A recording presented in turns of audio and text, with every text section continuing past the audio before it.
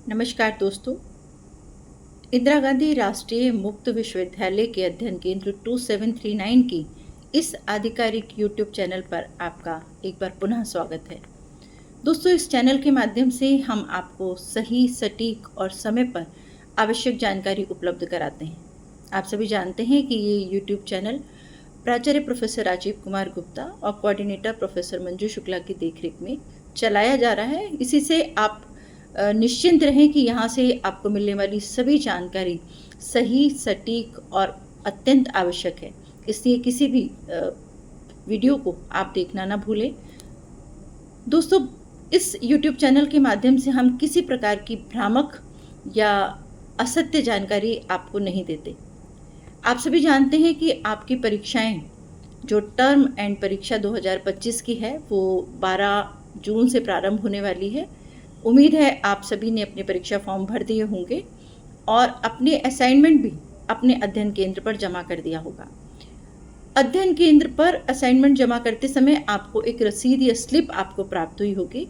आपको यहाँ मैं बता दूं कि उस रसीद को या उस स्लिप को आप बहुत ध्यान से अपने पास संभाल कर रखेंगे, क्योंकि कई बार किन्हीं टेक्निकल कारणों से या कोई अन्य किसी भी कारण से आपके यदि असाइनमेंट के नंबर अपडेट नहीं होते हैं तो आप उस रसीद के माध्यम से अपने अध्ययन केंद्र पर संपर्क कर सकते हैं और आपका अध्ययन केंद्र पुनः उन नंबरों को आरसी नोएडा को भेज देगा, जिससे आपको दोबारा असाइनमेंट बनाने की या आपके परीक्षा परिणाम को अपडेट होने में किसी प्रकार की असुविधा ना हो। दोस्तों, इस वीडियो के माध्यम से मैं आपको और परीक्षा से महत्वपूर्ण कई चीज़ें बताना चाहती हूँ, जिससे पहली बार परीक्षा देने वाले परीक्षार्थियों को किसी प्रकार की असुविधा ना हो। असाइनमेंट जमा करने के बाद आपने अपना परीक्षा फॉर्म भरा होगा और परीक्षा फॉर्म भरने के बाद अब आपको एक हॉल टिकट, जिसे हम प्रवेश पत्र कहते हैं, इग्नू में उसको हॉल टिकट कहा जाता है, वो आपको प्राप्त हुआ होगा या आपको बहुत अतिशीघ्र वो डाउनलोड करेंगे। उस हॉल टिकट को, चूँकि इग्नू में उसको हॉल टिकट कहा जाता है, उस हॉल टिकट पर आपका परीक्षा से संबंधित सभी महत्वपूर्ण जानकारियाँ होती हैं कि आपकी कितनी परीक्षाएं के लिए आपने आवेदन किया है, वो किस तारीख को हैं, किस डेट को हैं या किस शिफ्ट में हैं। ये दोनों चीज़ें उस पर अंकित होती हैं, जिससे आपको पूरी अपनी उसमें से जो आपकी डेट शीट आई है उससे आपको चेक करने की ज़्यादा दिक्कत नहीं होती है। उस पर आपको लिखा होता है। लेकिन यहाँ मैं आपको ये बताना बहुत ज़रूरी समझती हूँ कि परीक्षा फॉर्म भरते समय आपने जो परीक्षा हेतु आपने परीक्षा केंद्र भरा है, कई बार उसमें परिवर्तन कर दिया जाता है। किन्हीं कारणों से वो यदि परीक्षा केंद्र आपको नहीं मिला तो आप अपने एडमिट कार्ड पर, अपने हॉल टिकट पर ध्यान से उस परीक्षा केंद्र को देख लें कि क्या जो आपने अप्लाई किया है, जो आपने भरा है, वही परीक्षा केंद्र आपको आवंटित हुआ है या किन्हीं कारणों से उसमें परिवर्तन कर दिया गया है। दोस्तों, कई बार ये देखने में आता है कि आप निश्चिंत होकर के उसी परीक्षा केंद्र पर परीक्षा देने पहुंचते हैं जहां परीक्षा केंद्र आपने भरा है, किंतु यदि वो परीक्षा केंद्र बदल दिया गया होता है तो आपको परीक्षा देने में बहुत असुविधा होती है। तो कृपया सभी लोग ध्यान से अपनी परीक्षा केंद्र, अपनी डेट शीट और उसकी पाली को ध्यान से देख लें। आपका हॉल टिकट www.ignu.ac.in से डाउनलोड होगा। आप उस वेबसाइट पे जाकर के अपनी हॉल टिकट को डाउनलोड कर लें। एक चीज़ और जो बहुत महत्वपूर्ण है, जिसके कारण हमें अक्सर बच्चों को कहना पड़ता है या उनको वापस बार बार उनको याद दिलाना पड़ता है, वो है कि आपको इग्नू का आई कार्ड जरूर साथ में लेकर आना है। आपको कई बार बताया जाता है, उस पर आपका हॉल टिकट पर लिखा भी होता है कि एक आईडी प्रूफ आप लेके जाएं। आपके पास अपना आईडी प्रूफ इग्नू का एडमिट कार्ड है, जिसमें आपने एडमिशन लेते वक्त जो कार्ड आपको दिया गया है, जिससे आप कॉलेज में भी प्रवेश लेते हैं, वो आप साथ में ज़रूर लेकर के आएँ। यदि किसी वजह से वो आपके पास नहीं है तो आप ड्राइविंग लाइसेंस, आधार कार्ड, पैन कार्ड, जो भी आपका पहचान पत्र है, वो साथ में ज़रूर लेके आएँ।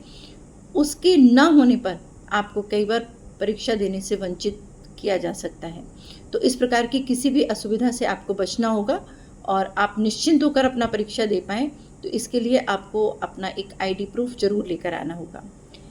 यहाँ मुझे और भी कई महत्वपूर्ण चीज़ें आपको बतानी हैं। वो ये कि जब आप परीक्षा फॉर्म भरते हैं तो आप एक भाषा उसमें टिक करते हैं कि किस भाषा में आप अपना प्रश्न पत्र हल करना चाहते हैं। वो इंग्लिश भी हो सकती है और हिंदी भी हो सकती है। लेकिन अक्सर जो बच्चे प्रश्न पत्र यहाँ हल करने के लिए परीक्षा रूम में आते हैं, तो वो कई बार इस तरीके की बात कहते हैं कि हमने भर तो इंग्लिश में दिया, लेकिन मैं परीक्षा हिंदी में देना चाहता हूँ या मैं इंग्लिश में देना चाहता हूँ। तो इस प्रकार की किसी भी असुविधा से आप बचें। कोशिश करें कि आप उसी भाषा को टिक करें जिसमें आप कंफर्टेबल हो, जिसमें आप पूरी तरीके से अपनी भावनाओं को, अपने विचारों को, अपने जो भी अध्ययन किया है उस चीज़ को व्यक्त कर सकते हो या लिख सकते हो। तो ये चीज़ आपको बहुत ध्यान रखनी है। इसके अलावा कुछ प्रश्न पत्र आपके सब्जेक्टिव होते हैं जिसमें आपको बड़े आंसर करने होते हैं, लेकिन कुछ ऑब्जेक्टिव टाइप होते हैं, यानी MCQ के आधार पर होते हैं। आपको उनके बारे में पता होगा, लेकिन फिर भी मैं यहाँ एक बार आपको बता देती हूँ कि BSHF 101, FST 01, BLI 011, BLII 012, BLII 013, BLII 014, PC 01, BEVAE 181 और BSSS 183। ये जो क्वेश्चन पेपर हैं ये ऑब्जेक्टिव होते हैं, MCQ के आधार पर होते हैं। आप उसी हिसाब से अपनी तैयारी करके आइएगा। इसके अलावा MPH 002 और MPH 003 कोड के जो पेपर हैं वो आपको एक साथ देने होते हैं, यानी आपको डेढ़ घंटे का समय दिया जाता है। आपको 3 घंटे में दोनों प्रश्न पत्र एक साथ हल करने होते हैं। इसके अलावा MPH 013 और MPH 014 भी आपको डेढ़ घंटे में एक साथ हल करने होते हैं। इसके बारे में आपको थोड़ी जानकारी पहले होगी, लेकिन और इस संबंध में आप अधिक जानकारी प्राप्त करके प्रश्न पत्र देने आए। दोस्तों, एक और बहुत महत्वपूर्ण चीज़ है कि कई बार आपकी डेट शीट में 2 प्रश्न पत्र, 2 आपका एग्ज़ाम एक ही डेट में पड़ जाता है, जिससे आप भ्रमित हो जाते हैं और अक्सर आप स्टाफ से या टीचर्स से बोलते हैं कि मैं दोनों पेपर एक साथ दे सकता हूँ, आप मुझे दे दीजिए। ये किसी भी तरीके से पॉसिबल नहीं होता, क्योंकि जो नियम है उसके अनुसार एक समय में आप एक ही परीक्षा दे सकते हैं। तो आप पहले से आपको पता चल जाएगा कि मेरी 2 परीक्षाएं एक साथ पड़ी हैं, तो या तो आप पूर्व में RC नोएडा को सूचित करें, या तो फिर आप उसमें से जिस परीक्षा की तैयारी आपने अच्छे से की है उस परीक्षा को आप वहाँ पर उस प्रश्न पत्र को हल करें, और दूसरा प्रश्न पत्र आप दिसंबर में दे सकते हैं। तो ये चीज़ आपको यहाँ ध्यान रखने की है। आपकी डेट शीट क्लैश नहीं है, अगर क्लैश है तो इस चीज़ पर आपको ध्यान देना है। ये आपकी कुछ महत्वपूर्ण परीक्षा से संबंधित जानकारी थी। उम्मीद है कि आप अपनी तैयारी बहुत अच्छे से कर रहे होंगे। आपको आपकी परीक्षा हेतु बहुत बहुत शुभकामनाएं। और भी कुछ इम्पॉर्टेंट महत्वपूर्ण चीज़ें जब होंगी तो मैं आपको दूसरे वीडियो के माध्यम से शेयर करूँगी। धन्यवाद।